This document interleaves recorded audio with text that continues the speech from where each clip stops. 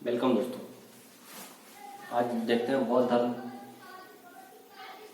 जिसका संस्थापक महात्मा बुद्ध थे, जो 563 ईस्वी से स्टार्ट ईसा पूर्व 563 ईसा पूर्व से उनका जीवन काल 483 ईसा पूर्व तक रहा। 563 से लेकर 483 ईसा पूर्व तक उनका जीवन काल रहा।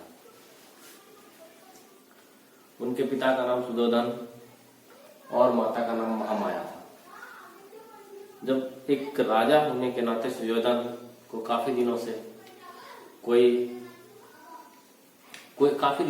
भी बच्चे नहीं होने के कारण वो काफी टेंशन में थे। काफी विनती के बाद उनको एक पुत्र रत्न की प्राप्ति हुई। इसी विनती अनुरोध में महामाया ने अपनी इच्छा जाहिर की कि मेरा पहला बच्चा है, इसीलिए मैं ये बच्चे का जन्म अपने मायके में देना चाहता हूँ। उसी समय जब महामाया अपने मायके जा रहे थे तो लुम्बिनी वन में उनके प्रसव पीड़ा हुई और वही साल वृक्ष को पकड़ के वो उस बच्चे का जन्म दे दिए। इसीलिए उनका जन्म स्थान लुम्बिनी वन है। उनका जन्म 563 ईसा पूर्व में हुआ था। जब उनका जन्म हुआ तो उस समय जो पंडितों से दिखाया गया आखिर इनके भाग्य रेखा क्या करती है, तो इनकी भाग्य रेखा पंडितों ने देखने के बाद बनाया, या तो ये महान चक्रवर्ती सम्राट बनेगा, या तो ये सन्यासी बनेगा। जहां तक राजा का चक्रवर्ती सम्राट बनने की बात था तो उनको समझ में आया कि चक्रवर्ती सम्राट बनेगा तो ठीक है, लेकिन जैसे सन्यासी की बात आया तो राजा का दिमाग खटक गया, आखिर सन्यासी कैसे बनेगा। तो उन्होंने कुछ नहीं किया, तो कहता है देखते हैं कैसे बनता है सन्यासी, कैसे बनता है। तो उनकी हर इच्छा, हर चीज का उनका ध्यान रखा गया ताकि वो सन्यासी ना बन पाए। इनके जीवन में एक और घटना हुई थी। इनकी माता केवल जन्म के 7 दिन के बाद ही मर गई। तो इनका लालन पोषण इनकी मौसी प्रजापति गौतमी ने किया। राजा ने सोचा सुधोधन कि मौसी होके कभी ना कभी हो सकता है इसका लाड प्यार थोड़ा कम हो जाए, जिसके कारण राजा सुधोधन ने प्रजापति गौतमी से शादी कर ली और इस प्रकार इनकी विमाता का नाम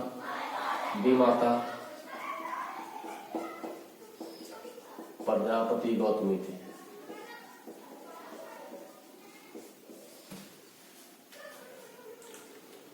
इनके इच्छा का ध्यान रखते हुए 16 वर्ष की उम्र में इन्हीं के कुल यानी साई के कुल के सुंदर सुशील कन्या यशोधरा नामक कन्या से इसका विवाह करा दिया गया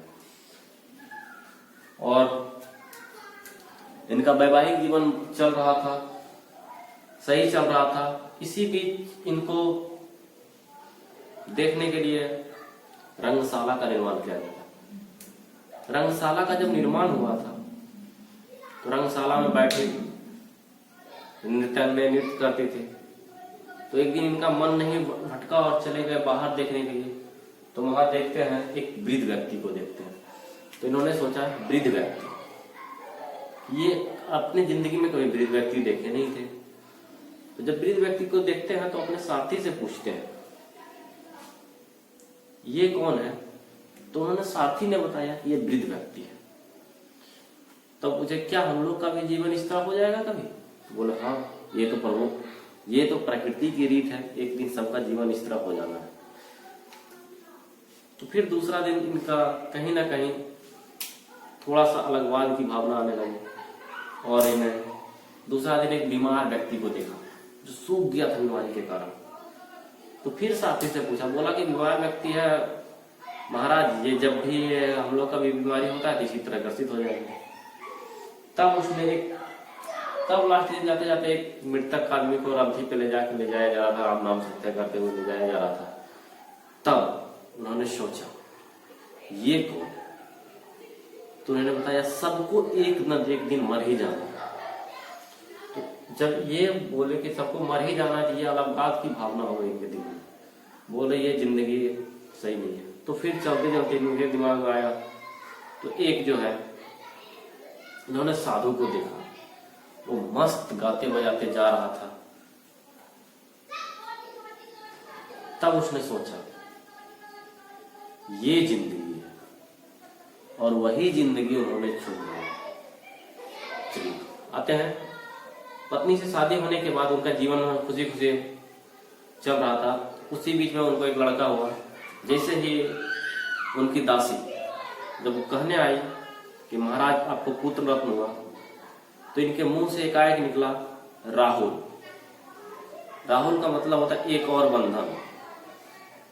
तो उसी से उनके बेटे का नाम राहुल पड़ गया। और 29 वर्ष की अवस्था में सबको सोते हुए ये घर छोड़ दिया। और घर छोड़ने की क्रिया महाविनिष्क्रमण कहलाता है। 29 वर्ष में घर छोड़े, ये प्रक्रिया महाविनिष्क्रमण कहलाता है। लगातार 6 वर्षों के कठिन तपस्या के बाद 35 वर्ष की आयु में इनको ज्ञान की प्राप्ति हो गई। 35 वर्ष की आयु में ज्ञान की प्राप्ति हुई। कहा? निरंजना नदी के तट पे, पीपल वृक्ष के नीचे। ये हमारा क्वेश्चन बनता है, इनकी ज्ञान की प्राप्ति कहाँ हुई थी? तो पहला क्वेश्चन बनता है निरंजना नदी के तट पे, वैशाख पूर्णिमा के दिन, पीपल वृक्ष के नीचे। निरंजना नदी के तट पे वैशाख पूर्णिमा के दिन पीपल वृक्ष के नीचे इनकी ज्ञान की प्राप्ति हुई। उनकी अवस्था उस समय 35 वर्ष थी। तब से ये भगवान बुद्ध कहलाए। इससे पहले ये सिद्धार्थ के नाम से जाने जाते थे। इन्होंने जब निरंजना नदी, जो कि अभी फल्गु नदी के नाम से जाना जाता है, जो कि गया में स्थित है, जब ये चलने लगे, उसके बाद अपना पहला उपदेश जब दिया इन्होंने सारनाथ में दिया।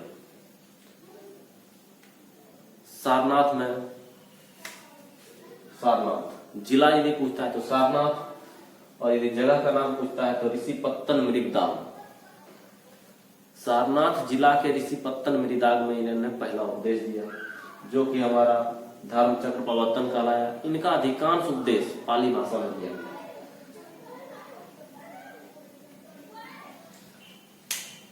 इन्होंने सबसे पहला उपदेश कौंडिन्य को दिया।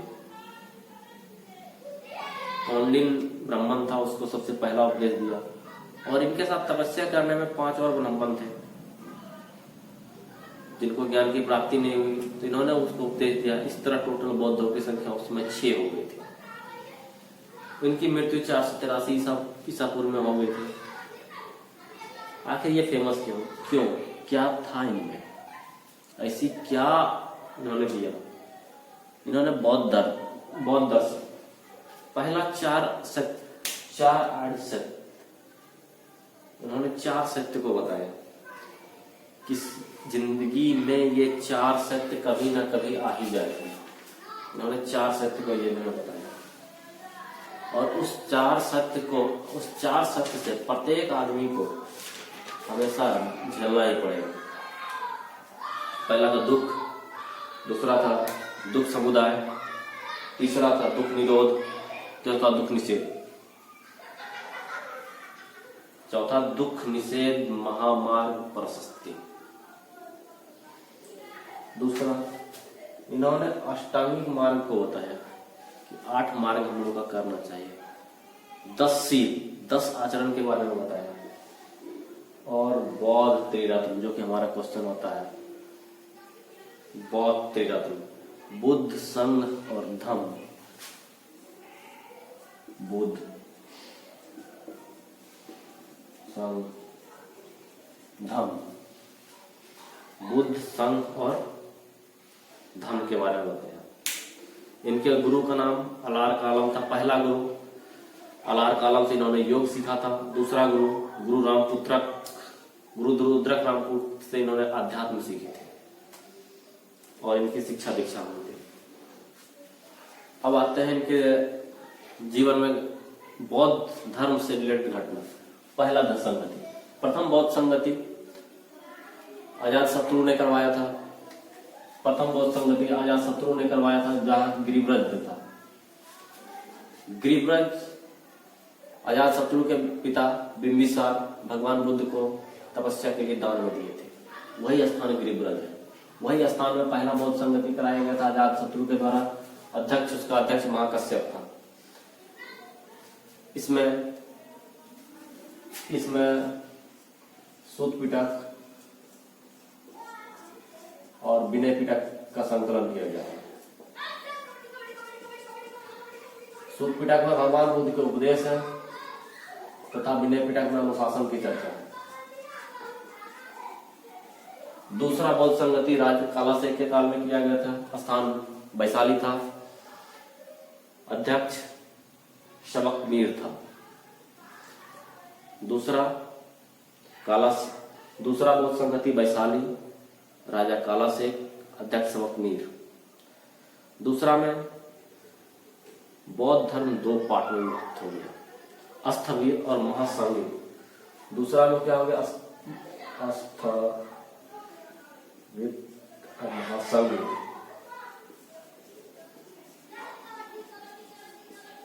यहाँ बौद्ध धर्म, दूसरी बौद्ध संगति में बौद्ध धर्म दो पार्ट में हो गया, अस्थगित, महासंघी। तीसरा हम लोग तृतीय बौद्ध संगति देखते हैं। तो तृतीय बौद्ध संगति पाटलिपुत्र में हुआ था। पाटलिपुत्रा में हुआ था जिसके राजा अशोक थे। पाटलिपुत्रा में हुआ था जिसके राजा अशोक थे और अध्यक्ष भोगलीपुत्र तीस थे। और इस संगति में अधीर धम पिटक का संकलन हुआ। इसमें अधिधम पिटक का संकलन करा दिया गया था। चतुर्थ बौद्ध संगति राजा कनिष्क थे। कुंडल बनग्राम में हुआ था।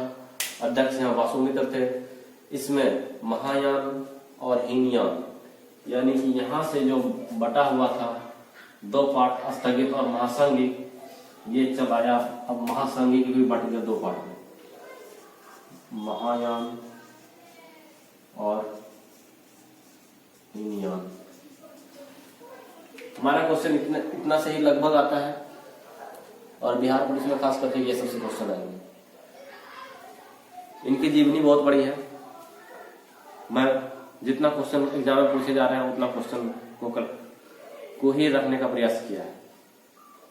यदि आपको वीडियो अच्छा लगे तो लाइक कीजिएगा, शेयर कीजिएगा ताकि हमारा मनोबल ऊंचा हो और अगला वीडियो बनाने के लिए आत्मविश्वास बने।